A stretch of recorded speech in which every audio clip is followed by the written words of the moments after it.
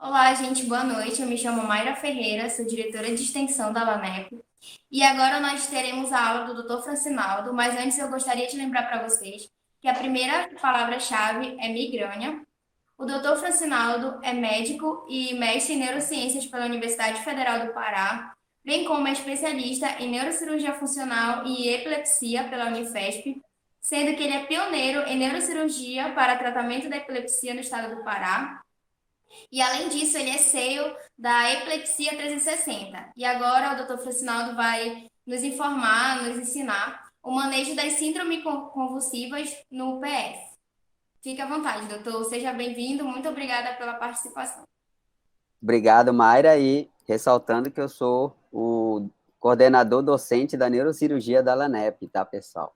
E eu estou, né, coordenador docente da LANEP. Tem sido um prazer muito grande acompanhar vocês aí nessa trajetória. Já passaram vários meninos assim comigo, já ganhamos alguns prêmios, já fizemos vários eventos aí. Então é bastante prazeroso fazer parte dessa história aí da LANEP junto com vocês e com os outros colegas, tá bom? E é um prazer muito grande estar participando do 12º simpósio e acompanhar também o sucesso pelo Instagram, pelas redes sociais aí, tem sido bastante prazeroso, tá? Como a Mayara colocou, eu faço neurocirurgia funcional e epilepsia, predominantemente hoje na cidade de Belém do Pará, que até então, antes de eu voltar para Belém do Pará, não tinha. E o tema que eu vou falar para vocês hoje é um tema que ele é extremamente importante dentro da neurologia que todo médico deve saber, mas ele é muito pouco falado nas aulas, nos cursos. Parece que não é visto como uma verdadeira emergência, como deveria ser. Então, quando a gente fala de emergências clínicas, né, a gente fala de infarto agudo do miocárdio, AVC, trombose pulmonar e tal, mas pouco se fala do estado de mal epilético ou de uma síndrome convulsiva. Tá? Entretanto, eu tenho certeza absoluta aqui que muitos de vocês, se não todos, já viram alguém tendo uma crise convulsiva, seja num restaurante, seja no meio da rua, né? Seja às vezes num parque, ou já ouviram falar, ou conhece alguém. E sempre tem aquela questão: o que fazer? Né? O que eu faço quando eu vejo alguém que está tendo uma crise? Agora, isso quando você está na rua, quando você está num comércio, quando você está num restaurante. Mas quando você está na emergência de um hospital, você é o plantonista lá. Muitos de vocês vão dar plantões, né, no interior, nas periferias, nos hospitais, nas UPAs, né? E eventualmente vai chegar um paciente, uma pessoa que está em crise convulsiva. Ela pode chegar levada pela própria família, ou ela pode chegar levada pela ambulância, pelo SAMU, pelo Corpo de Bombeiros, etc.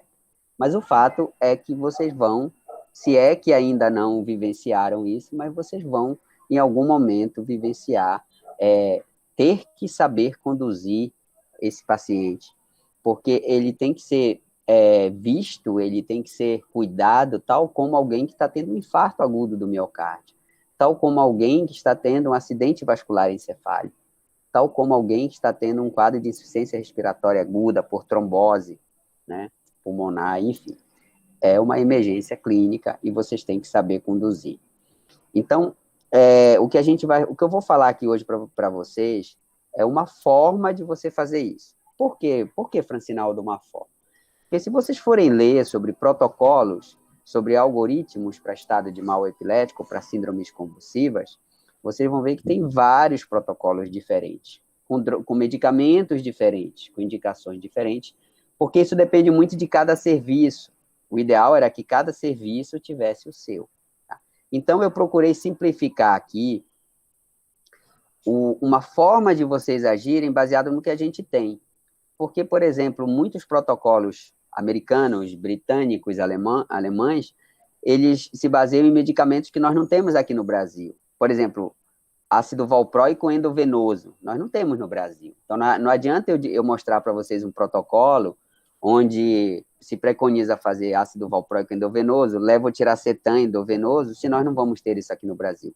Então, eu ajustei os protocolos para que fiquem coisas que vocês tenham de uma unidade básica de saúde, talvez até um hospital aqui dentro da nossa realidade, tá bom? Então, é dessa forma que eu vou falar para vocês. Por quê? Porque vocês têm que trabalhar com o que vocês têm.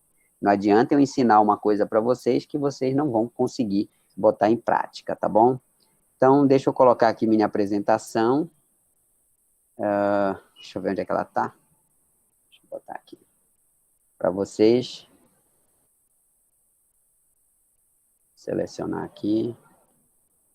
Só me sinalizem se vocês estão vendo aí o PowerPoint. Estamos vendo, doutor. Ok? Então, a Mayra já me apresentou. Primeira coisa que vocês têm que entender o que é epilepsia. Muitas pessoas não sabem, inclusive médicos experientes e até já com anos de carreira, eles não sabem o que é a doença epilepsia. Então, veja, epilepsia, pessoal, é uma doença crônica do sistema nervoso central, frequentemente progressiva, e que se manifesta por meio de crises epiléticas recorrentes e não provocadas. Por que é importante vocês entenderem isso? Tá? Francina, mas você vai falar de estado de mal epilético. Por que eu tenho que saber o que é epilepsiante? Porque as pessoas que entram em estado de mal epilético, mais de 90% são previamente epiléticas. Tá? Apenas em 10% dos pacientes, o estado de mal epilético ele é a manifestação inicial de uma doença, tipo um acidente vascular cerebral, tipo uma hiperglicemia, ou um traumatismo crânioencefálico. Na maioria das vezes, o que vocês vão ver é uma pessoa que já tem a epilepsia, que já sabe que tem, que já trata essa epilepsia, e que por conta de um vacilo dela, que eu vou falar mais à frente, ela entrou em estado de mal epilético. Tá? Então, é importante vocês entenderem a doença de base, a doença que leva a tudo isso.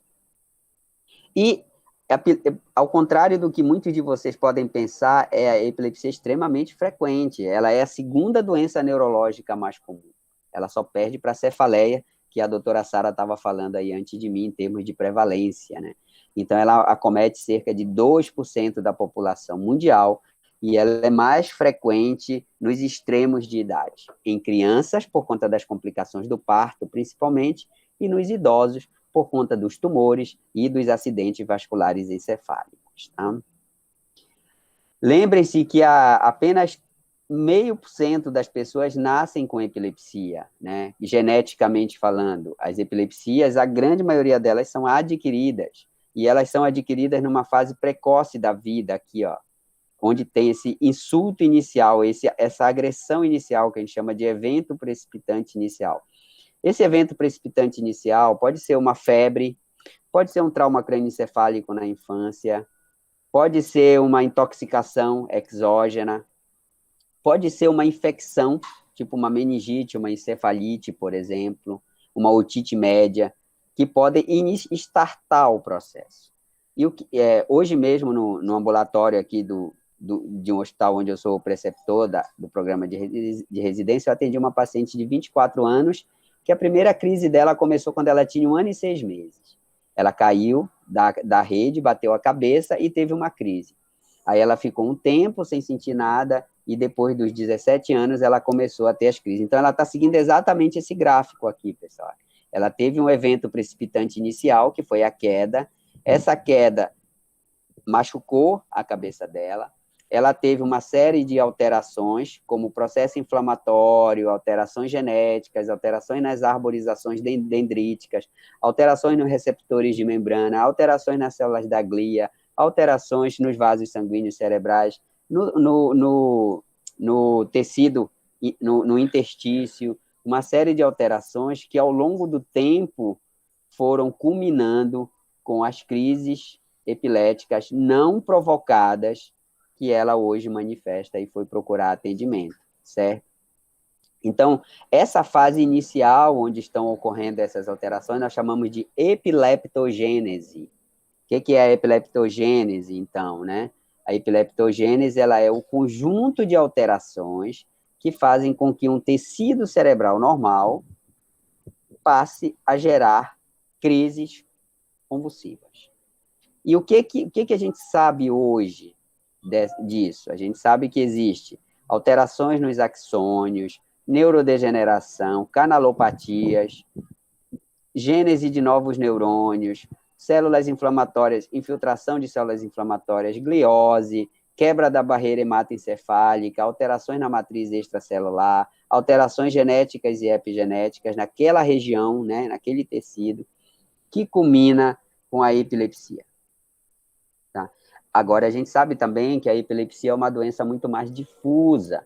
Ela costuma vir acompanhada de dificuldade de memória, alteração de humor, dificuldade de raciocínio, alteração do sono e tal. Então, a epilepsia é uma doença muito mais ampla do que somente as crises convulsivas. E toda essa base que a gente já aprendeu hoje tem ajudado muito nos avanços, tanto no diagnóstico quanto no tratamento.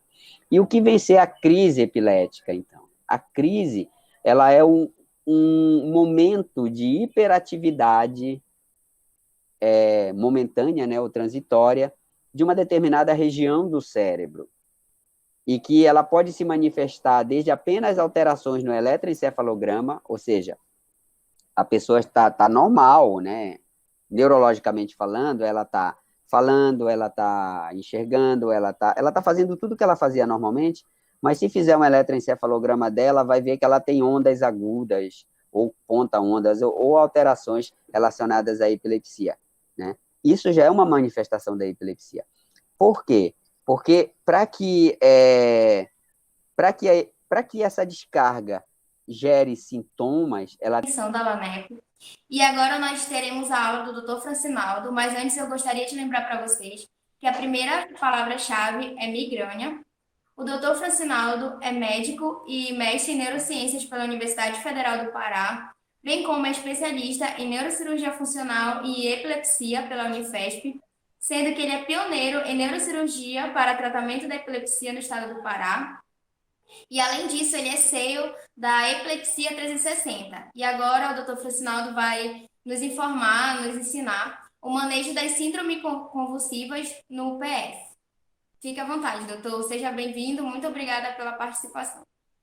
Obrigado, Mayra. E ressaltando que eu sou o coordenador docente da neurocirurgia da LANEP, tá, pessoal? E eu estou, né, coordenador docente da LANEP. Tem sido um prazer muito grande acompanhar vocês aí nessa trajetória. Já passaram vários meninos assim comigo, já ganhamos alguns prêmios, já fizemos vários eventos aí.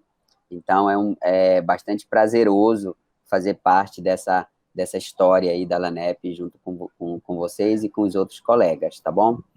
E é um prazer muito grande estar participando do 12º simpósio e acompanhar também o sucesso pelo Instagram, pelas redes sociais aí, tem sido bastante prazeroso, tá?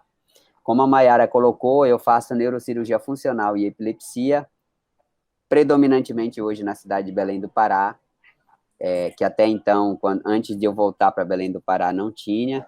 E o tema que eu vou falar para vocês hoje é um tema que ele é extremamente importante dentro da neurologia, que todo médico deve saber, mas ele é muito pouco falado nas aulas, nos cursos.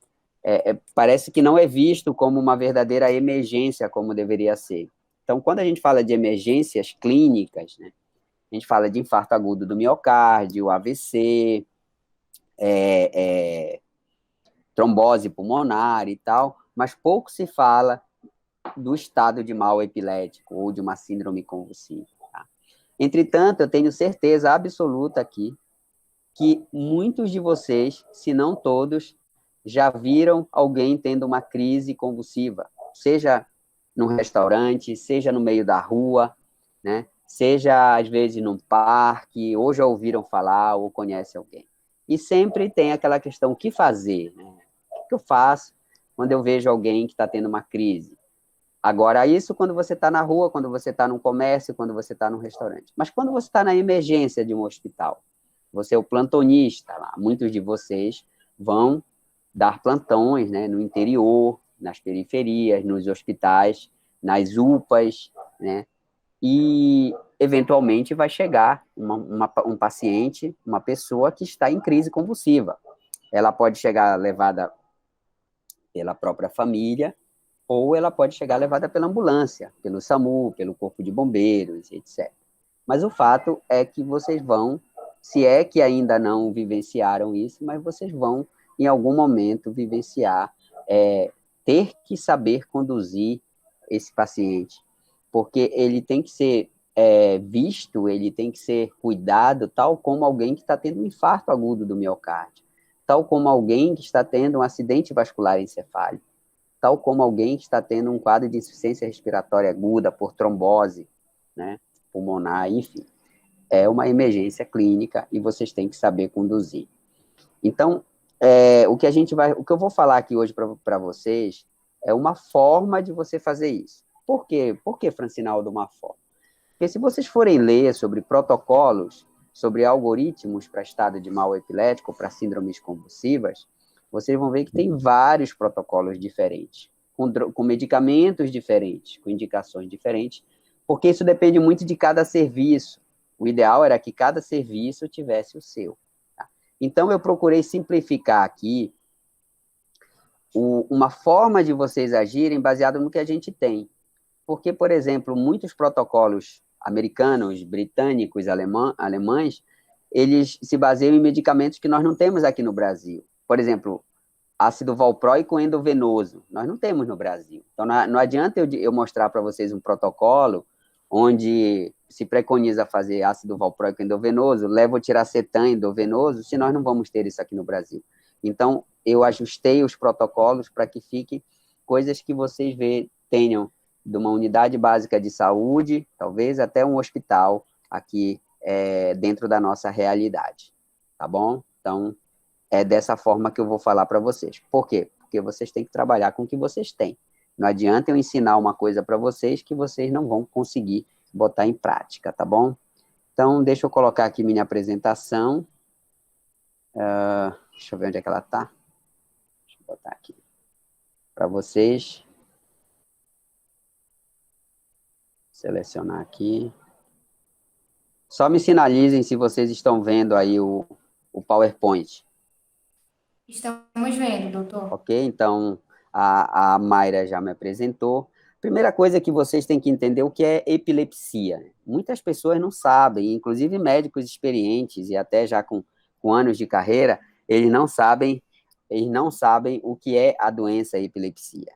Então, veja, epilepsia, pessoal, é uma doença crônica do sistema nervoso central, frequentemente progressiva, e que se manifesta por meio de crises epiléticas recorrentes e não provocadas. Por que é importante vocês entenderem isso? Tá? Francinaldo, mas você vai falar de estado de mal epilético. Por que eu tenho que saber o que é epilepsiante? Porque as pessoas que entram em estado de mal epilético, mais de 90% são previamente epiléticas. Da epilepsia 360. E agora o doutor Francinaldo vai nos informar, nos ensinar o manejo das síndromes convulsivas no PS. Fique à vontade, doutor. Seja bem-vindo. Muito obrigada pela participação. Obrigado, Mayra. E ressaltando que eu sou o coordenador docente da neurocirurgia da LANEP, tá, pessoal? E eu estou, né, coordenador docente da LANEP. Tem sido um prazer muito grande acompanhar vocês aí nessa trajetória. Já passaram vários meninos assim comigo, já ganhamos alguns prêmios, já fizemos vários eventos aí. Então, é bastante prazeroso fazer parte dessa história aí da LANEP junto com vocês e com os outros colegas, tá bom? E é um prazer muito grande estar participando do 12º simpósio e acompanhar também o sucesso pelo Instagram, pelas redes sociais aí, tem sido bastante prazeroso, tá? Como a Mayara colocou, eu faço neurocirurgia funcional e epilepsia, predominantemente hoje na cidade de Belém do Pará, que até então, antes de eu voltar para Belém do Pará, não tinha. E o tema que eu vou falar para vocês hoje é um tema que ele é extremamente importante dentro da neurologia, que todo médico deve saber, mas ele é muito pouco falado nas aulas, nos cursos. Parece que não é visto como uma verdadeira emergência, como deveria ser. Então, quando a gente fala de emergências clínicas, né, a gente fala de infarto agudo do miocárdio, AVC, é, trombose pulmonar e tal, mas pouco se fala do estado de mal epilético ou de uma síndrome convulsiva. Tá? Entretanto, eu tenho certeza absoluta aqui que muitos de vocês, se não todos, já viram alguém tendo uma crise convulsiva, seja num restaurante, seja no meio da rua, né? Seja, às vezes, num parque, ou já ouviram falar, ou conhecem alguém. E sempre tem aquela questão, o que fazer? Né? O que eu faço quando eu vejo alguém que está tendo uma crise? Agora, isso quando você está na rua, quando você está num comércio, quando você está num restaurante. Mas quando você está na emergência de um hospital, você é o plantonista lá. Muitos de vocês vão dar plantões, né, no interior, nas periferias, nos hospitais, nas UPAs, né? E, eventualmente, vai chegar um paciente, uma pessoa que está em crise convulsiva. Ela pode chegar levada pela própria família, ou ela pode chegar levada pela ambulância, pelo SAMU, pelo Corpo de Bombeiros, etc. Mas o fato é que vocês vão, se é que ainda não vivenciaram isso, mas vocês vão, em algum momento, vivenciar, ter que saber conduzir esse paciente, porque ele tem que ser visto, ele tem que ser cuidado, tal como alguém que está tendo um infarto agudo do miocárdio, tal como alguém que está tendo um acidente vascular encefálico, tal como alguém que está tendo um quadro de insuficiência respiratória aguda por trombose, né, pulmonar, enfim. É uma emergência clínica e vocês têm que saber conduzir. Então, o que eu vou falar aqui hoje para vocês é uma forma de você fazer isso. Por quê? Por que, Francinaldo, uma forma? Porque se vocês forem ler sobre protocolos, sobre algoritmos para estado de mal epilético, para síndromes convulsivas, vocês vão ver que tem vários protocolos diferentes, com medicamentos diferentes, com indicações diferentes, porque isso depende muito de cada serviço. O ideal era que cada serviço tivesse o seu. Tá? Então, eu procurei simplificar aqui uma forma de vocês agirem baseado no que a gente tem. Porque, por exemplo, muitos protocolos americanos, britânicos, alemães, eles se baseiam em medicamentos que nós não temos aqui no Brasil. Por exemplo, ácido valproico endovenoso, nós não temos no Brasil. Então, não adianta eu mostrar para vocês um protocolo onde se preconiza fazer ácido valproico endovenoso, levotiracetam endovenoso, se nós não vamos ter isso aqui no Brasil. Então, eu ajustei os protocolos para que fiquem coisas que vocês tenham de uma unidade básica de saúde, talvez até um hospital aqui dentro da nossa realidade, tá bom? Então, é dessa forma que eu vou falar para vocês. Por quê? Porque vocês têm que trabalhar com o que vocês têm. Não adianta eu ensinar uma coisa para vocês que vocês não vão conseguir botar em prática, tá bom? Então, deixa eu colocar aqui minha apresentação. Deixa eu ver onde é que ela está. Deixa eu botar aqui para vocês. Selecionar aqui. Só me sinalizem se vocês estão vendo aí o PowerPoint. Estamos vendo, doutor. Ok? Então, a Mayra já me apresentou. Primeira coisa que vocês têm que entender o que é epilepsia. Muitas pessoas não sabem, inclusive médicos experientes e até já com anos de carreira, eles não sabem o que é a doença epilepsia. Então, veja, epilepsia, pessoal, é uma doença crônica do sistema nervoso central, frequentemente progressiva, e que se manifesta por meio de crises epiléticas recorrentes e não provocadas. Por que é importante vocês entenderem isso? Tá? Francina, mas você vai falar de estado de mal epilético. Por que eu tenho que saber o que é epilepsiante? Porque as pessoas que entram em estado de mal epilético, mais de 90% são previamente epiléticas. Tá?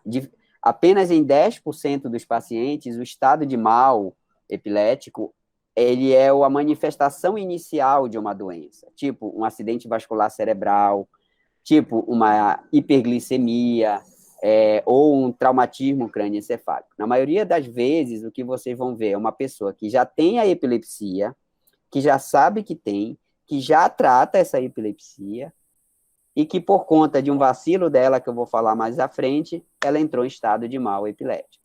Tá? Então, é importante vocês entenderem a doença de base, a doença que leva a tudo isso. E Ao contrário do que muitos de vocês podem pensar, a epilepsia é extremamente frequente. Ela é a segunda doença neurológica mais comum. Ela só perde para a cefaleia, que a doutora Sara estava falando aí antes de mim, em termos de prevalência, né? Então, ela acomete cerca de 2% da população mundial, e ela é mais frequente nos extremos de idade, em crianças, por conta das complicações do parto, principalmente, e nos idosos, por conta dos tumores e dos acidentes vasculares encefálicos. Tá? Lembrem-se que apenas 0,5% das pessoas nascem com epilepsia, né? Geneticamente falando. As epilepsias, a grande maioria delas são adquiridas, e elas são adquiridas numa fase precoce da vida, aqui, ó, onde tem esse insulto inicial, essa agressão inicial, que a gente chama de evento precipitante inicial. Esse evento precipitante inicial pode ser uma febre, pode ser um trauma crânioencefálico na infância, pode ser uma intoxicação exógena, pode ser uma infecção, tipo uma meningite, uma encefalite, por exemplo, uma otite média, que podem startar o processo. E hoje mesmo, no ambulatório aqui de um hospital onde eu sou preceptor do programa de residência, eu atendi uma paciente de 24 anos, que a primeira crise dela começou quando ela tinha 1 ano e 6 meses. Ela caiu da rede, bateu a cabeça e teve uma crise. Aí ela ficou um tempo sem sentir nada, e depois dos 17 anos ela começou a ter as crises. Então, ela está seguindo exatamente esse gráfico aqui, pessoal. Ela teve um evento precipitante inicial, que foi a queda. Essa queda machucou a cabeça dela. Ela teve uma série de alterações, como processo inflamatório, alterações genéticas, alterações nas arborizações dendríticas, alterações nos receptores de membrana, alterações nas células da glia, alterações nos vasos sanguíneos cerebrais, no tecido, no interstício, uma série de alterações que, ao longo do tempo, foram culminando com as crises epiléticas não provocadas que ela hoje manifesta e foi procurar atendimento, certo? Então, essa fase inicial, onde estão ocorrendo essas alterações, nós chamamos de epileptogênese. O que é a epileptogênese, então, né? A epileptogênese, ela é o conjunto de alterações que fazem com que um tecido cerebral normal passe a gerar crises convulsivas. E o que a gente sabe hoje disso? A gente sabe que existe alterações nos axônios, neurodegeneração, canalopatias, gênese de novos neurônios, células inflamatórias, infiltração de células inflamatórias, gliose, quebra da barreira hematoencefálica, alterações na matriz extracelular, alterações genéticas e epigenéticas naquela região, né, naquele tecido, que culmina com a epilepsia. Tá? Agora, a gente sabe também que a epilepsia é uma doença muito mais difusa. Ela costuma vir acompanhada de dificuldade de memória, alteração de humor, dificuldade de raciocínio, alteração do sono e tal. Então, a epilepsia é uma doença muito mais ampla do que somente as crises convulsivas. E toda essa base que a gente já aprendeu hoje tem ajudado muito nos avanços, tanto no diagnóstico quanto no tratamento. E o que vem ser a crise epilética, então? A crise, ela é um momento de hiperatividade momentânea, né, ou transitória, de uma determinada região do cérebro, e que ela pode se manifestar desde apenas alterações no eletroencefalograma, ou seja, a pessoa está normal, né, neurologicamente falando, ela está falando, ela está enxergando, ela tá fazendo tudo que ela fazia normalmente, mas se fizer um eletroencefalograma dela, vai ver que ela tem ondas agudas, ou ponta-ondas, ou alterações relacionadas à epilepsia, né? Isso já é uma manifestação da epilepsia. Por quê? Porque para que essa descarga gere sintomas, ela tem que atingir uma área funcional do cérebro. E vocês sabem que existem regiões do cérebro que são chamadas silentes, né? Como, por exemplo, as pontas dos lobos temporais, as pontas dos lobos frontais, as regiões frontobasais, são regiões, digamos assim, que a pessoa não sente nada, elas podem estar alteradas muitas vezes, mas não há uma manifestação clínica. Então, esse seria, digamos assim, o espectro mais bonzinho, né, de uma crise epilética. E tem o espectro pior deles, que é o estado de mal epilético. Então, vejam o espectro de coisas que podem acontecer. A pessoa pode estar absolutamente normal, só tendo alteração elétrica, ou ela pode entrar em estado de mal epilético, que é o que a gente vai fazer, que é o outro extremo, né?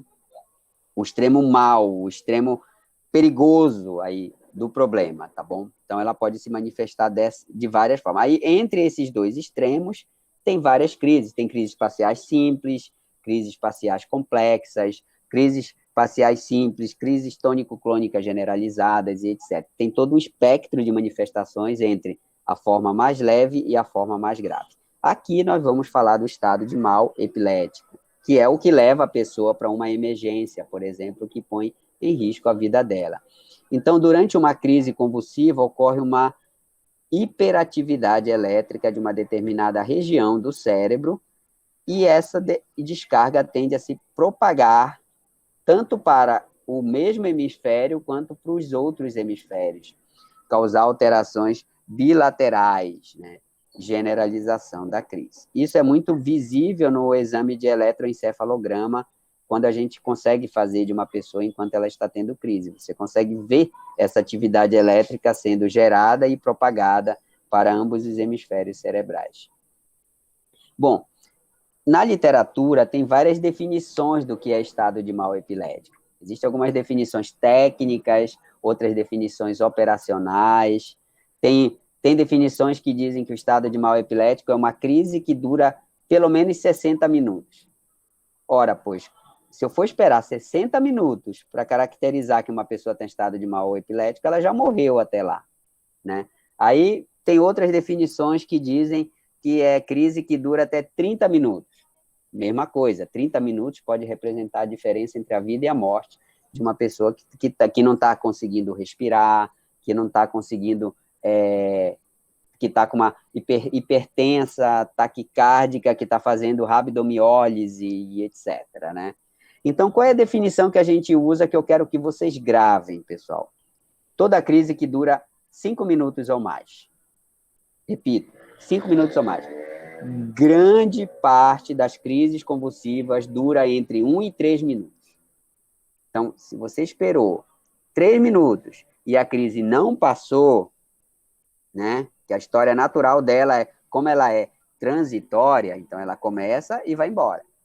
Mas se ela ficou 3 minutos, 5 minutos e não passou, você já considera que esta pessoa está em estado de mal epilético. Agora, pode ser que a crise melhore, mas antes que a pessoa recobre a consciência, vem outra crise. Quer dizer, não dá nem tempo dela acordar e dizer, o que aconteceu e tal, por que eu estou aqui? Simplesmente quando ela parou uma crise, ela ainda está ainda ali no estado pós-ictal, que a gente chama, já vem outra em seguida. Ou seja, 2 crises convulsivas sem recuperação da consciência entre elas. Aconteceu isso, pessoal. Considerem, comece a agir como se a pessoa estivesse em estado de mal epilético, ok? Então, a gente vai usar essa definição, é muito mais operacional para a gente, né, que está lidando ali no frontline com as pessoas, fica muito mais, digamos assim, seguro para a gente atuar precocemente. Como que são classificados os estados de mal epilético, né? De acordo com a ILAE, que é a Liga Internacional contra a Epilepsia, tem uma série de classificações aqui, eu não vou entrar em pormenores deles, tá? Eu quero chamar a atenção para o nosso principal, né? Que é o estado epilético generalizado convulsivo. O convulsivo é aquele em que você tem a manifestação motora, aquele que a pessoa cai no chão, fica se batendo, se baba toda, faz xixi na roupa, fica sem respirar, fica roxa, morde a língua, é o quadro mais grave que tem, tá? E também um pouquinho aqui do estado não convulsivo, que eu vou falar no final, para vocês, só para vocês lembrarem, não tanto na emergência, que ele não é tanto de emergência, mas mais de paciente crítico, paciente que está na UTI durante muito tempo, tá? Então, é muito importante vocês terem isso em mente, tá? Para vocês estarem está agindo aí e atuando, tá? Deixa eu só responder aqui, pede. Bom, isto feito, tá? Isto feito, então a gente vai para a questão das causas, né? O que causa as crises, o estado de mal epilético? Como eu falei para vocês, a principal causa, olhem só o que é: interrupção abrupta do tratamento. Ou seja, é aquela pessoa que sabidamente já tem epilepsia, já toma os seus remédios, mas que por alguma razão ela para de tomar. Por que ela para de tomar? Porque ela acha que não precisa mais do remédio, porque ela não consegue comprar porque não tem dinheiro, porque ela esquece de tomar, é aquela pessoa meio displicente.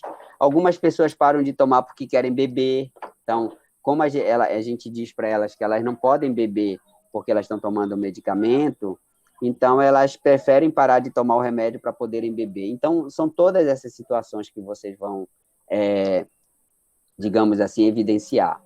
Aí, as outras causas, como eu falei, infecções do sistema nervoso central, traumatismo crânioencefálico, distúrbios hidroeletrolíticos, ingestão de bebida alcoólica, tumores cerebrais, AVC, intoxicação exógena, né? Intoxicação aqui por medicamentos, por estimulantes, etc.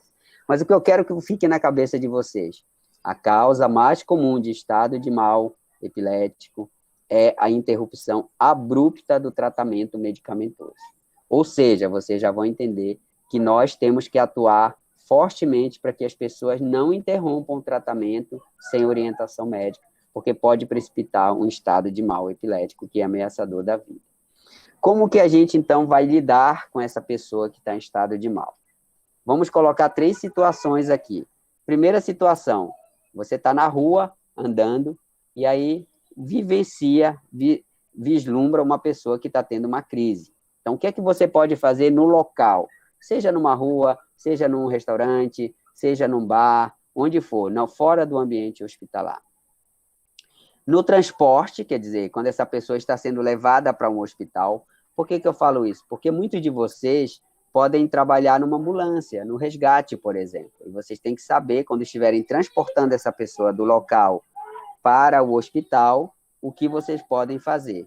E, por fim, no ambiente hospitalar, que é onde você vai prestar o atendimento completo. Então, no local, o que vocês podem fazer? Não tem muita coisa para vocês fazerem, né? Se a pessoa está na rua, se a pessoa está no restaurante. O que vocês podem fazer é acionar a emergência. Então, a primeira coisa que vocês têm que fazer, se vocês verem alguém tendo uma crise, estando numa crise, vocês têm que pegar o telefone de vocês e ligar para a emergência. Antes de qualquer coisa. Tá? Pega o telefone e liga para a emergência. Se você estiver em mais de uma pessoa no local, você pode ir prestar o socorro para a pessoa e pedir para alguém chamar a emergência. Tá? Quer dizer, não, se você está sozinho, primeiro chama a emergência, depois vai ajudar a pessoa. Se houver outras pessoas no local, você vai ajudar a pessoa, mas pede para alguém acionar a emergência. Tá? E garante a segurança da pessoa. O que é garantir a segurança? Tira objetos, por exemplo, se ela está no restaurante, você tira pratos de perto, faca, pede para retirar coisas que possam vir a ferir a pessoa. Se ela está na rua, você dá um jeito de desviar os carros, de dizer para não passarem por ali, para garantir a segurança dela. Se ela tiver com alguma roupa muito apertada no pescoço, você solta a roupa dela e vira ela de lado, né, para que ela possa, por exemplo, a saliva possa sair pelo canto da boca e não afogar a pessoa. Se você estiver perto de uma rede elétrica, por exemplo, o fio, sei lá, tá ameaçando romper e dar um curto-circuito, você tem que remover a pessoa daquele local para garantir a segurança dela. Ou seja, você vai atuar neste sentido, porque você não tem muita coisa para fazer ali, você não tem medicamento, você não tem nada para fazer. Não coloque o dedo na boca da pessoa, jamais façam isso. Não coloque nenhum objeto na boca da pessoa, não vão colocar camisa, não vão colocar luva, o que quer que seja. Simplesmente virem a cabeça da pessoa de lado para que a saliva saia. É só isso. Tá? Não tem mais nada de diferente a ser feito no local. Bom, e no transporte? Então, você foi lá, chamou a emergência, a ambulância chegou, é preferível que a ambulância venha com o médico, então essa pessoa então é colocada para dentro da ambulância e você é o médico que está na ambulância agora. Então, o que é que você faz? O ABC. Vai ver a via aérea dessa pessoa, vai colocar um catéter de oxigênio nela, para ela oxigenar, vai limpar a cavidade oral, aspirar, se você tiver um aspirador ali, vai ver aí se ela está respirando, se ela não está, vai ver, vai fazer todo o ABC que você faz para qualquer paciente em situação de emergência. E você já pode iniciar o tratamento. Como é que você vai iniciar o tratamento dessa pessoa? Você já vai funcionar um acesso venoso dela dentro da ambulância.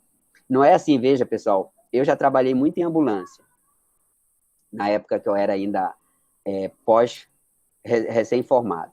Então, o que é que eu via muitas vezes dos colegas, né?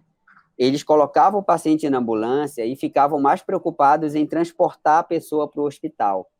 Então, muitas vezes o colega meio inexperiente ou meio que afobado, inseguro, ele botava a pessoa na ambulância, ligava a sirene, ó, ia embora. Ui, ui, ui, ui, tal, e papa, querendo chegar rapidamente no hospital. Não, pessoal, você bota essa pessoa na ambulância, você fala para o motorista, olha, não arranca ainda, fica aí, ou vem aqui me ajudar. Aí você vai primeiro colocar ela no oxigênio, vai funcionar um acesso venoso nela, a gente já vai ver aqui as medidas, né? Se você tiver medicamento na ambulância que possa ser feito, você já vai iniciar o medicamento, vai prendê-la na maca, tá? Se precisar, coloca um colar cervical nela, se for o caso, se não, não coloca. Faça isso primeiro, aí depois que você fez tudo isso, aí sim você fala para o colega, olha, agora tu pode ir para o hospital. Porque enquanto a ambulância está se movimentando, você não tem como fazer isso. Então, era muito comum quando eu estava no pronto-socorro lá do Hospital São Paulo, e a ambulância chegava com a pessoa convulsionando dentro da ambulância, assim, e sem um acesso venoso, sem um catéter de oxigênio, sem nada. E eu perguntava para o colega, olha, essa pessoa estava na rua convulsionando, chamaram a gente trouxe para cá. Eu falei, sim, mas você não funcionou uma veia, você não colocou um catéter de oxigênio. Não, não, a preocupação era chegar no hospital. Então, não cometam esse erro. Tá? Vocês não podem ser afobados, vocês não podem ser inseguros, nem se precipitarem. Vocês têm que, primeiro, estabilizar o paciente com a ambulância parada. Depois, você a transporta para o hospital, tá bom? E no hospital, então, ela chegou agora, você é o plantonista da urgência e emergência. Então, você recebeu essa pessoa, né? Seja pelo médico da ambulância, seja por um familiar que trouxe ele no banco de trás de um carro, etc. Aí, primeira coisa que você vai fazer, claro, se a pessoa não tiver um acesso venoso periférico. Na hora que funcionar o acesso venoso, não é para já sair empurrando medicamento na pessoa. Vocês vão... Funcionou o acesso venoso? Colhe sangue para os exames. Faz logo isso. Colheu sangue, já tirou, aí sim você vai fazer o medicamento, tá? Primeira coisa que você administra, glicose hipertônica. 60 ml de glicose e tiamina endovenosa. Você vai fazer isso por quê? Porque você já está tratando uma das causas mais frequentes de estado de mal epilético, que é a hipoglicemia. Tá? Claro, você não tem como saber ali, você não dosou ainda, mas você já está iniciando o tratamento. E, dado, como eu falei para vocês, que muitas pessoas são alcoólatras, eles também têm a falta de tiamina. Então, você colheu o exame, você não, né? A enfermagem, você é o maestro ali. Então, você vai dizer, olha, funciona o acesso venoso, colhe sangue para exame. Colheu sangue? Colhi. Agora faz 60 ml, administra 60 ml de glicose hipertônica, uma ampola de tiamina endovenoso. E, né, colher os exames laboratoriais aí. Aí você vai pedindo os exames: sódio, potássio, ureia, creatinina, TGO, TGP, fosfatase alcalina, gama-GT, hormônio tireoidiano, né, que é uma das causas também é o hipertireoidismo, né, você vai pedir cálcio, magnésio, toda a triagem laboratorial já buscando uma dosagem de medicamentos no sangue para ver se a pessoa não está intoxicada e etc. Feito isso, aí você vai administrar 10 miligramas de diazepam endovenoso. Ah, Francinaldo, mas tem que diluir o diazepam? Não. Você aspira da ampola e infunde endovenoso. Mas, Francinaldo, olha, eu não consegui acesso da pessoa, estava difícil, eu não consegui. O que, que você faz? Via retal. Tá? Injeta, não é injeta, né? Porque você não vai injetar. Você coloca no reto da pessoa e infunde, que tem uma absorção praticamente tão rápida quanto o endovenoso. Isso é muito comum em criança pequena, né? Criança pequena você não consegue funcionar a veia rapidamente. Então, o que é que você faz? Você pega e pode colocar via retal. Aí você espera 1 a 5 minutos. Se em 5 minutos não parar a crise, você repete. Você pode repetir mais uma ampola, tá? Ok? Então, isso pode ser feito na ambulância também, né? Se na ambulância tiver o diazepam, você, ao mesmo tempo que já está dando suporte na ambulância, você também já pode fazer. Aí, se não parar as crises, você vai dar a fenitoína, 10 a 20 miligramas por quilo. 10 a 20 miligramas por quilo dá mais ou menos aí uns 700 a 1.400 miligramas, tá bom? Lembrando que a fenitoína tem que ser diluída em soro fisiológico, pelo amor de Deus, não me vão diluir a fenitoína em soro glicosado, que muitos médicos eu já vi fazerem isso, porque ela precipita, ela forma grumos que, quando injetado na veia, pode dar trombose e embolia na pessoa. Então, fenitoína é igual a soro fisiológico. Você tem que diluir no soro fisiológico, tá? Não, nem é aconselhável fazer em outra solução. Água destilada até pode, mas não pode o soro glicosado, tá bom? Então, isso aí. Se as crises pararam, vamos supor, aí você fez essa medicação, pararam as crises. Pronto, pararam. A pessoa parou de ter crise. Aí, claro, você vai deixá-la num local confortável, vai manter essas medicações de horário e vai olhar os exames, vai conversar com alguém da família, se tiver lá, para saber entender mais a história dessa pessoa, tá bom? Mas, se as crises não tiverem parado, você fala que ela está no estado de mal epilético refratário. Refratário. E aí, o que que você faz? Primeiro, administra fenobarbital 100 miligramas endovenoso. Fenobarbital é o Gardenal, só que aí é a forma endovenosa dele. 100 miligramas de fenobarbital endovenoso. E pode repetir depois de 5 minutos, se necessário. Neste momento, no momento que você diagnosticou que a pessoa tem um estado de mal epilético refratário, você tem que imediatamente solicitar um exame de imagem e avaliação da neurologia ou da neurocirurgia, se tiver no hospital. Se não tiver, o paciente depois vai ter que ser removido para um hospital que tenha, tá? Porque as causas de estado de mal epilético refratário geralmente são causas que envolvem talvez um procedimento cirúrgico, né? Seja um hematoma, seja um tumor, seja a drenagem de um abscesso, ou etc. Bom, aí você fez o fenobarbital, administrou, e a pessoa parou de ter crises. Aí você mantém a medicação, coloca ela num lugar confortável, aguarda o resultado dos exames e da avaliação neurológica ou neurocirúrgica. Mas, se depois disso ela continuou tendo crise, tá? Aí você vai chamar o suporte ventilatório e solicitar leito de UTI para essa pessoa e vai proceder anestesia geral, intubação orotraqueal. Aí não tem jeito. Você vai ter que intubar a pessoa para proteger via aérea. Até porque, se vocês olharem, ela já recebeu vários medicamentos sedativos, então ela já vai estar deprimida e você vai ter que proceder a anestesia geral dela. Pode ser com propofol, pode ser com midazolam e fentanil. Vai intubar essa pessoa, intubação, vai solicitar retaguarda de UTI e, se houver possibilidade no local, fazer uma monitorização eletroencefalográfica dela. Pouquíssimos hospitais no Brasil têm monitorização eletroencefalográfica em UTI, e a maioria não tem, infelizmente. Fora do Brasil, vários hospitais têm, mas aqui no Brasil, pouquíssimos têm. Mas, enfim, é o que a gente deve procurar fazer. Então, Estado de mal epilético refratário, fenobarbital endovenoso, se não melhorou as crises, intubação, anestesia geral, intubação, suporte ventilatório, retaguarda de UTI. Aqui acabou o papel da emergência, né? Vamos assumir que a gente está num mundo perfeito, então você resolveu, encaminhou o paciente para a UTI, agora ele vai ser cuidado pelo intensivista, tá? Mas, às vezes, você perde a vaga de UTI e não tem, ainda mais agora com Covid, né, que não tem vaga de UTI mais para nada. Então, muitas vezes, você vai ter que, mesmo na emergência, fazer o papel de um intensivista, você vai ter que cuidar dessa pessoa na emergência, como se ela estivesse numa UTI, tá? Então, ela anestesiou, você deixa ela 48 horas anestesiada. 48 horas. Claro que nesse período você já viu a tomografia, o neurologista, o neurocirurgião já avaliaram, você já viu os exames gerais dela, já conversou com a família, já entendeu tudo o que está acontecendo.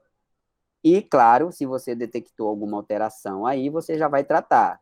Se ela tiver hiperglicêmica, você vai corrigir. Se ela tiver com sódio baixo, você vai corrigir. Se ela tiver com uma insuficiência renal e a ureia e creatinina estarem altas, você vai trabalhar para reduzir, ou seja, às vezes até vai ser necessário dialisar, né? Se você vê a tomografia e ela está com uma hemorragia subaracnoide, aí o neurologista e o neurocirurgião vão tratar, enfim, você já está atuando, aí você já 48 horas. Resolvido o problema, você tira a anestesia. Tirou a anestesia, a pessoa não mais convulsionou, beleza, você vai resolvendo aqui os problemas e vai tirando as medicações gradativamente. Mas se depois de tirar a anestesia a pessoa continua tendo crise, aí nós chamamos de estado de mal epilético superrefratário. Tá? Superrefratário. E nesse cenário, o que a gente tem que considerar? Considerar o coma barbitúrico, tá? O coma barbitúrico e a terapia VNS, que é uma terapia cirúrgica na qual a gente coloca um neuroestimulador na pessoa para ela poder sair do estado de mal epilético.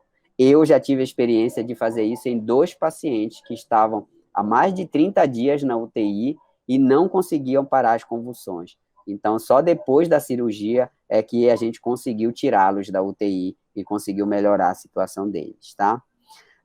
Apenas atentem que, conforme eu venho aqui de cima para baixo, eu vou piorando o prognóstico da pessoa, né? Então, a pessoa que logo com diazepam já melhora, ela tem um prognóstico muito mais favorável do que alguém que se